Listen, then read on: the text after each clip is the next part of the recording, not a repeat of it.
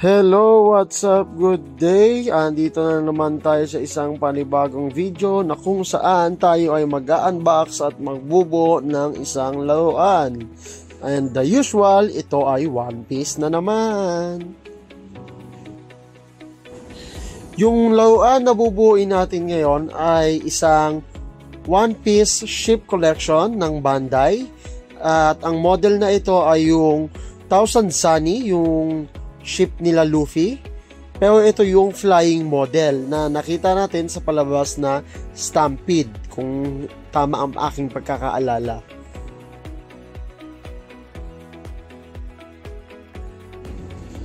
Nakuha ko nga pala itong laruan na to sa Shopee, no? Doon ko siya binili and may voucher akong ginamit kaya mas mababa ko siya nakuha na presyo. Though yung price na ino-offer nung seller sa Shopee is mababa na, mas napababa pa siya dahil nga nagamitan ko siya ng mga voucher sa Shopee. So shout out sa Shopee at sa seller. Nauutal-utal pa ako. Ano ba yan? Sobrang baba kasi ng presyo ang ibinigay. So itong laruan na to, no, ang ganda lang. Actually, ito yung unang legit na toy ko na One Piece na binubuo, kasi mayroon ako nauna na bootleg lang, peke siya, nabili ko lang sa Divisoria, and nung sinubukan ko siyang buuin, halatang peke talaga kasi hindi masyadong kumakapit yung mga ngipin ng mga parts. And comparing that to this one, ang laki talaga ng pagkakaiba kasi ito sobrang dali niyang ikabit, walang hassle. Ang medyo mahirap lang talaga is yung sticker kasi nga sobrang liliit, tsaka yung detalye niya kung saan ilalagay medyo mahirap ikabit. Though ang difference lang din ng sticker ng original sa peke, halatang halata mo talaga kasi yung sa peke hindi siya ganun ka stick. Unlike dito sa original, sobrang madikit talaga siya kapag inilagay mo na dun sa laruan mismo. Yung sa peke kasi ang daling matanggal. Mga ilang segundo lang ng pagkakabit mo, natatanggal kagad siya. Yung buong proseso ng pagbubuo ko nito, inaabot ako ng 2 hours, almost to 3 hours. Matagal siya buuin, ang liit lang niya, pero ang tagal niyang buuin kasi nga sa sobrang dami ng detalye. Pati yung mga stickers. Actually sa sticker ako nahirapang ikabit kasi nga ang liliit, tapos sobrang detalyado, kailangan maingat ka sa pagkakabit. Mamaya hindi tama yung alignment, ang pangit ng pagkakadikit. So yun yung iniiwasan natin, kaya masyado tayong maingat at matagal sa pagkakabit at pagbuo. And by the way, since this is my first build, no, wala pa ako yung mga gamit talaga na pangkabit ng ganitong klase ng laruan. Kasi dati, nung sa Gundam ko, hindi naman ako bumubuo ng mga Gundam na laruan ko. Yung pinsan ko, kaya yung tatay ko So ngayon, ako naman ang nag-start mangolekta ng ganito, pero dapat One Piece lang, or Zoids, no.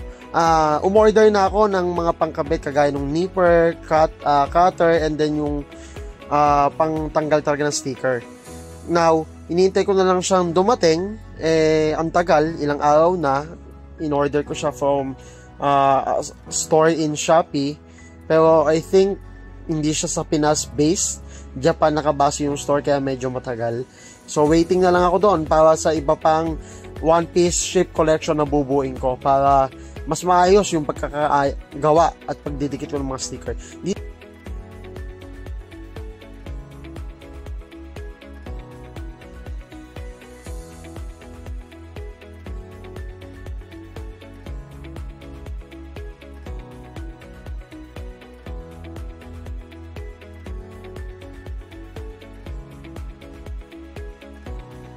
Eto nga, sa part na to, makikita natin unti-unti nang nagkakaroon ng forma si Sunny, Thousand Sunny, no?